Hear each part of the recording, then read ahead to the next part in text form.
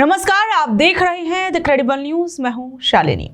चुनाव नजदीक आते ही हमारे देश के स्टार प्रचारकों के पास विकास की फाइलें कम और बाबरी, कयामत, मियां जैसे शब्द ज्यादा सुनाई देने लगते हैं। एक तरफ टीएमसी के निलंबित विधायक हुमायूं कबीर ने मुर्शिदाबाद में बाबरी मस्जिद के नाम से नई मस्जिद की नींव रख दी है और आज हजारों लोगों की मौजूदगी में इसका काम भी शुरू हो गया है।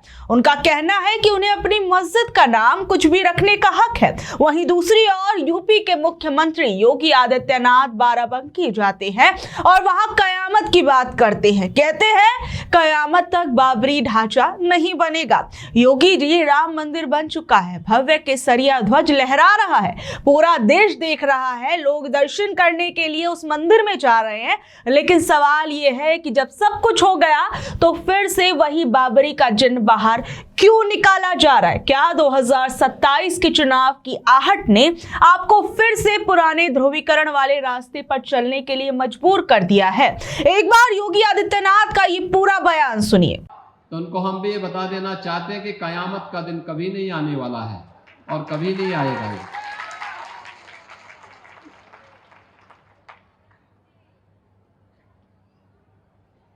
कयामत के दिन के लिए मत जियो। हिंदुस्तान में कायदे से रहना सीखो, कायदे से रहना सीखो। यहां का कानून मानो, कानून मानोगे, कायदे से रहोगे तो फायदे में रहोगे, और नहीं तो आगे का रास्ता तो फिर कहां के लिए जाता है, वह फिर कानून कोई तोड़ेगा तो वह रास्ता सीधे जहन्नुम की तरफ ही लेके जाता है, कहीं और की तरफ नहीं लेके जाता है। कानून तोड़ करके कोई जन्नत जाने का सपना देख रहा है तो सपना उसका कभी पूरा नहीं होने वाला है। वहीं योगी आदित्यनाथ के इस बयान पर जब अखिलेश यादव से एक पत्रकार ने पूछा कि कयामत तक बाबरी नहीं बनेगी, इस पर जो योगी आदित्यनाथ ने जो बयान दिया उस पर अखिलेश का क्या सोचना है, तो अखिलेश कहते हैं कि कयामत शब्द इस्तेमाल मत करिए योगी आदित्यनाथ, क्योंकि कयामत शब्द भी उर्दू का है जिससे उन्हें सख्त नफरत है। आपसे कोई बात छिपी नहीं है। आपके पास कैमरा है, आपके पास माइक्रोफोन है, सब बात आप सुन रहे हैं, देख रहे हैं। अभी तक का उत्तर प्रदेश का इतना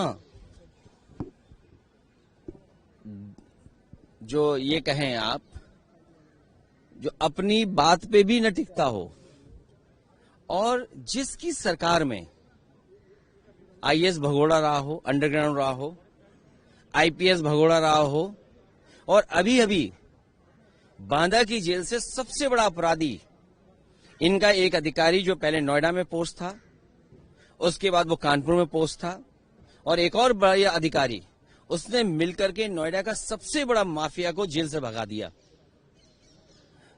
केवल यही नहीं, भ्रष्टाचार की सब सीमाएं तोड़ दी सरकार ने। कोई कल्पना कर सकता है कि 4 लेन रोड 90 किलोमीटर की 7,000 करोड़ की बनेगी?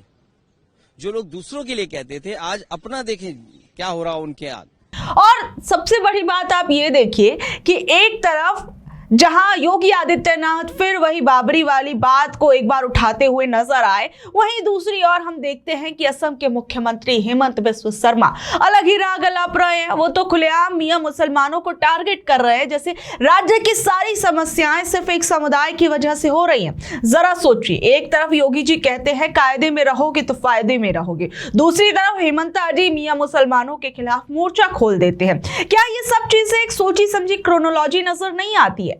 वहीं दूसरी ओर मैं आपको बता दूं कि जिस तरीके से भी बंगाल के चुनाव सामने आ रहे हैं, यूपी 2027 के चुनावों को लेकर भी हलचल जो है थोड़ी बहुत देखने को मिल रही है, वहीं क्या बंगाल चुनाव और यूपी चुनाव के लिए फिर से हिंदू मुस्लिम की पिस तैयार करने की कोशिश की जा रही है।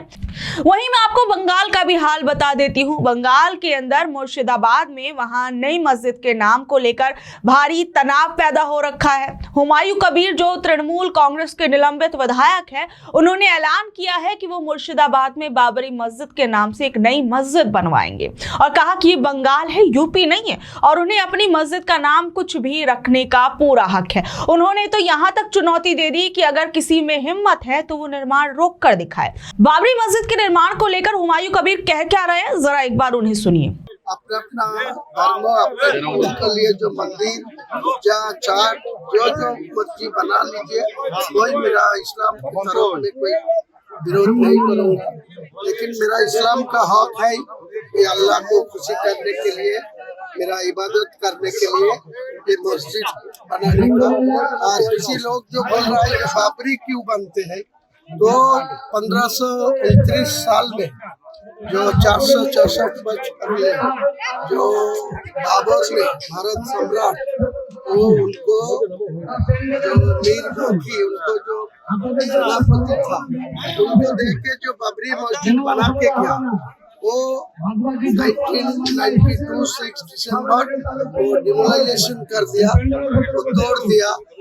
इसीलिए मैं बहुत अच्छा था जो क्यों ये तोड़ा, क्यों ये डिमोलाइजेशन किया। भाई मेरा भारत का मुसलमान होने के तरफ, एक छोटे से मुसलमान होने के तरफ अल्लाह को लाखों लोग का शुक्रिया कर रहा है जो ये मेरा मन का बात है, ये पूरा हो। हुमायूं, क्या आपको लग रहा है कि बाबरी मस्जिद निर्माण कार्य आज से चालू होने वाला है, उससे ठीक पहले मुर्शिदाबाद डिस्ट्रिक्ट पुलिस जानबूझ के आपके पीछे हाथ धो के पड़ी है, आपकी बेटी के पीछे, आपकी दामाद के पीछे?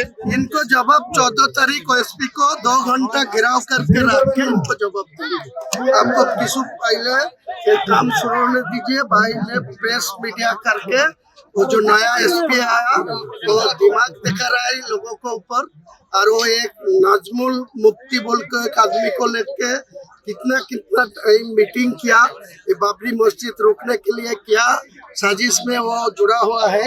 इनको जवाब में 14 तारीख बेला 11 बहरमपुर एसपी ऑफिस घेराव करके इनको जवाब देगी। लाखों आदमी को लेके, लाखों आदमी को लेके जो एसपी आया है बहरमपुर मुर्शिदाबाद, दीप्तिमान सरकार, इनको जवाब देने के लिए मेरा साथी को लाखों लोग को लेके उनको सबक सिखाएंगे।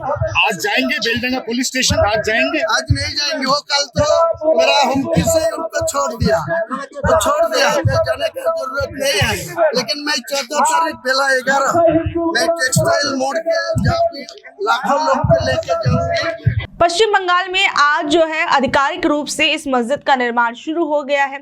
इस मस्जिद का नाम बाबरी मस्जिद रखने का ऐलान किया गया था, जिसकी वजह से पूरे देश के अंदर इस मामले को लेकर भी अब राजनीति गर्माती हुई नजर आ रही है। आज जो कार्यक्रम हुआ उसमें लगभग 1000 धार्मिक विद्वानों ने कुरान पाठ की और इस कार्यक्रम के अंदर काफी भीड़ जुटती हुई भी नजर आई। वहीं बाबरी मस्जिद को लेकर जो लोग वहां पर पहुंच रहे थे उन्होंने क्या कुछ कहा है, जरा सुनिए। देखिए, इस दिन हमारे लिए मुकद्दस दिन है, क्योंकि ये दिन हमारे लिए बहुत मुकद्दस है, इसलिए कि हमारे एक मस्जिद था, उसका नाम था बाबरी मस्जिद। उसको कुछ लोग अमन और फैल और शांति वाला नहीं देखना चाहते, इसलिए हम लोग ये मस्जिद फिर उसको डिस्टर्ब कर रहे हैं, इसलिए कि हम लोग फिर ये मस्जिद जिंदा रहे, कि आबाद रहे, हमारा खुशी जिंदा रहे।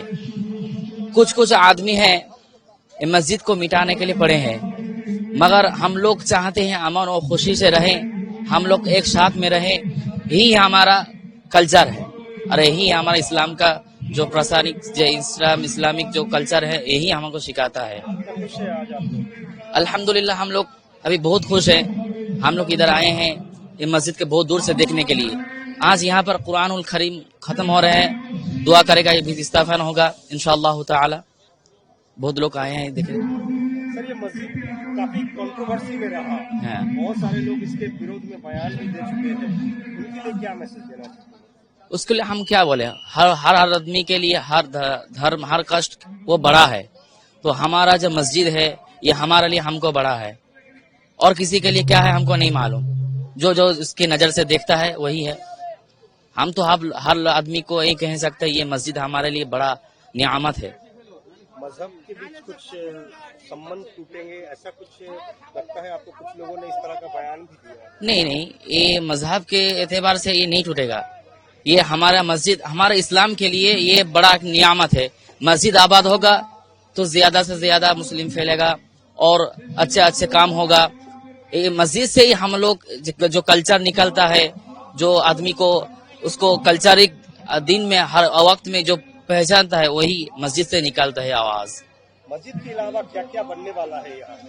मस्जिद के अलावा अभी इधर को हमको कुछ मालूम नहीं, मस्जिद की खबर ही अभी इतना मालूम है। वहीं देखिए इस मस्जिद के नाम को लेकर भारी विरोध शुरू हो गया है। यूपी के मुख्यमंत्री योगी आदित्यनाथ और कई हिंदू संगठन जो है इस नाम पर अपना ऐतराज जता रहे हैं। यूपी और दिल्ली से कई हिंदू संगठन इस निर्माण को रोकने के लिए मुर्शिदाबाद की ओर कूच कर रहे हैं, जिन्हें पुलिस जगह जगह रोक रही है। विरोध करने वालों का कहना है कि उन्हें मस्जिद बनने से दिक्कत नहीं है, लेकिन बाबर के नाम पर मस्जिद बनाना एक पुरानी कड़वाहट को फिर से जिंदा करने की साजिश है। और इसी चुनौती के जवाब में हिंदू संगठन से जुड़े हुए फलहारी महाराज, जो श्री कृष्ण जन्मभूमि केस से भी जुड़े हुए हैं, उन्होंने इसे हिंदुओं की आस्था का अपमान बता डाला है और कहा कि जो कोई भी हुमायूं कबीर की नाक काटेगा उसे 21 लाख रुपए का इनाम जो है वो दिया जाएगा। कुल मिलाकर एक तरफ मस्जिद के नाम पर उकसाने वाली राजनीति देश के अंदर देखने को मिल रही है, तो दूसरी तरफ हिंसा और धमकियों का दौर भी शुरू हो चुका है, जिससे बंगाल से लेकर यूपी तक माहौल काफी ज्यादा